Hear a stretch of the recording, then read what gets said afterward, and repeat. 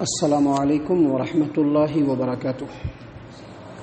الحمد للہ رب العالمین والصلاة والسلام علی رسولہ الکریم وعلی آلہ وصحبہ اجمعین ومن تبعہم بإحسان الی یوم الدین والعاقبۃ للمتقین فلا عدوان الا علی الظالمین اما بعد۔ عن ام المؤمنین عائشہ رضی اللہ عنہا عن النبی صلی اللہ علیہ وسلم قال: السواک مطہرۃ للفم مرضاۃ للرب، رواہ النسائی فی سننہ فی کتاب الطہارہ۔ محترم سامعین اکرام، سنن النسائی کتاب الطہارہ باب الترغیب فی السواک حدیث نمبر 5۔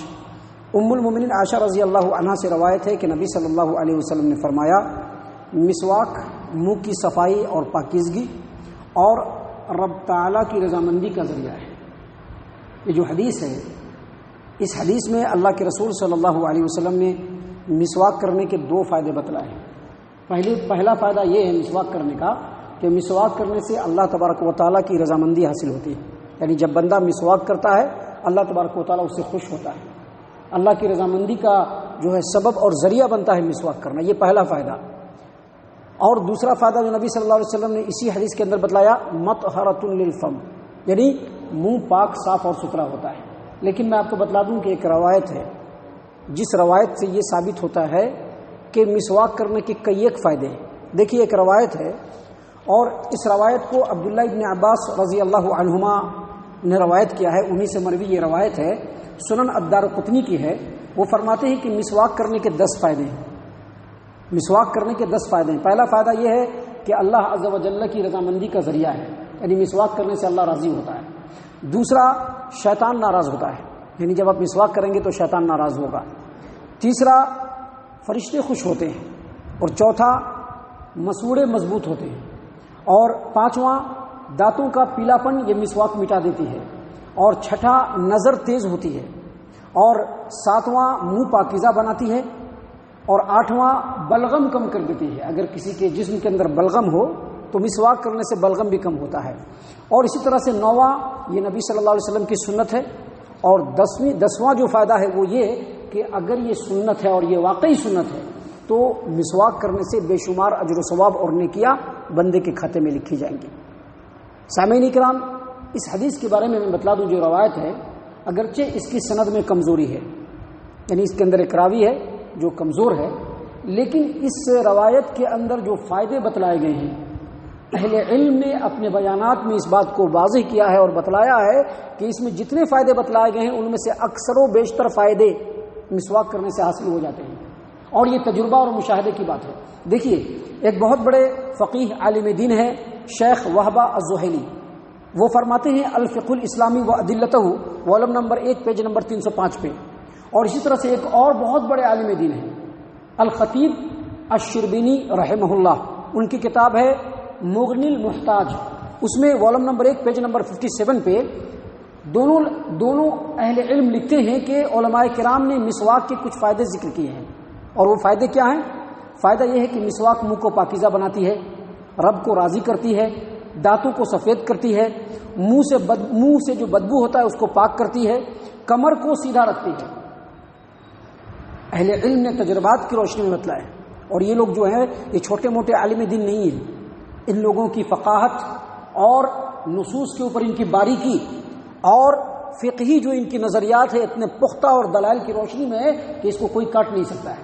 تو یہ دونوں اہل علم فرماتے ہیں کہ علماء کرام نے فرمایا ہے کہ مسواک کرنے کا ایک فائدہ یہ بھی ہے کہ آدمی اگر مسواک کرے تو اس سے کمر سیدھی ہوتی ہے، آدمی کی فہم و فراست یعنی ذہن کے اندر مضبوطی آتی ہے۔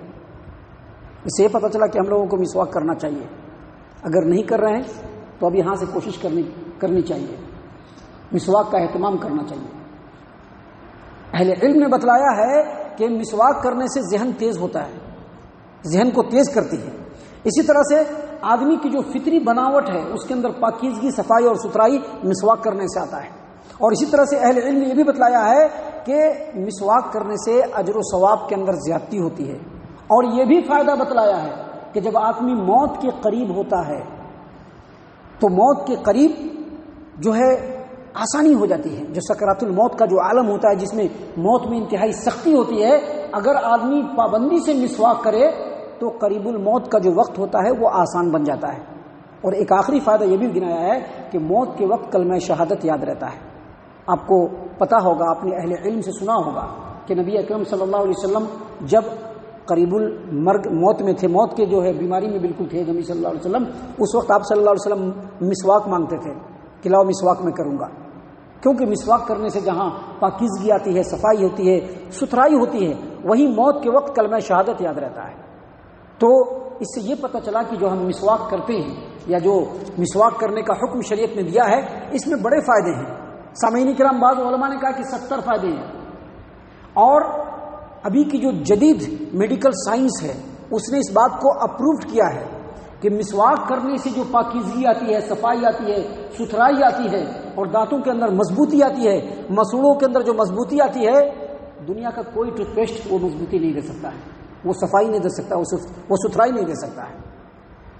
محترم سامعین کرام، یہ مسواک کے فائدے تھے جو ہم نے آپ کے سامنے پیش کیے۔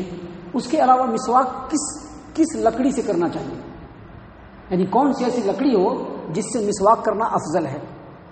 تو مسواک تو کسی بھی لکڑی سے کر سکتے ہیں، لیکن لکڑی کے بارے میں ایک روایت آتی ہے جس کو امام حاکم نے اپنی المستدرک الصحیحین کے اندر نقل کیا ہے، اور یہی روایت مسند احمد میں بھی ہے، اور اس روایت کو شیخ البانی رحمہ اللہ نے اپنی کتاب ارواء الغلیل فی تخریج احادیث منار السبیل کے اندر بھی روایت کیا ہے، اور بالکل صحیح روایت ہے کہ عبداللہ بن مسعود رضی اللہ عنہ نے کہا کہ وہ نبی صلی اللہ علیہ وسلم کے لیے پیلو کے درخت کا لکڑی جو ہے اس کا جو ہے مسواک چن کر کے لایا کرتے تھے۔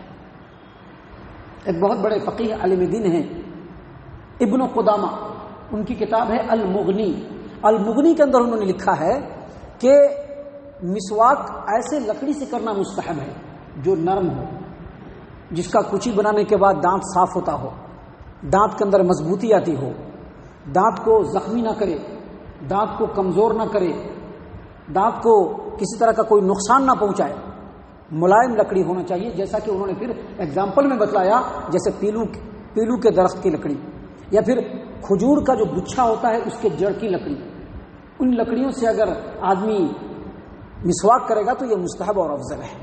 سامعین کرام، مسواک کے تعلق سے بھی اور بھی بہت ساری باتیں ہیں جو انشاءاللہ اللہ تبارک و تعالیٰ کے اذن سے اور اللہ کی توفیق سے کل اور کل کے بعد کے درسوں میں ہم آپ کے سامنے پیش کریں گے۔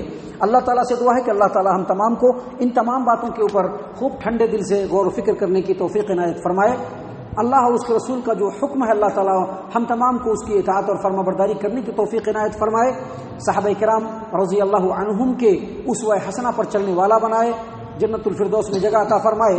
اے اللہ ہم تمام کو جہنم سے پناہ دے، اے رب العالمین ہم تمام کو جہنم سے پناہ دے، اے مالک الملک ہم تمام کو جہنم سے پناہ دے، آمین یا رب العالمین۔ وما علینا الا البلاغ المبین۔